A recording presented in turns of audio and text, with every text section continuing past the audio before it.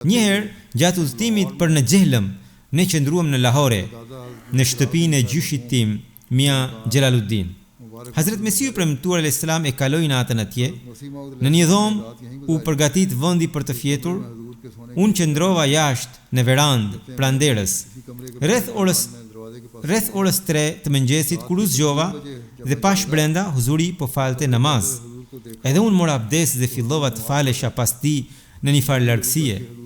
U përpoqa shumë që ta mbaja qëndrimin, rukun dhe sejdën si ai, por nuk munda. Vetëm pas 2 rekateve u lodha shumë, ndërsa huzuri ende ishte në të njëjtin rekat në të cilin unë isha bashkuar me të. Ai ishte ende në qëndrim pra në qiyam, kurse rrëfimtari u lodha shumë sa vazhdoi namazin e tij veçmas dhe përfundoi namazin e vet.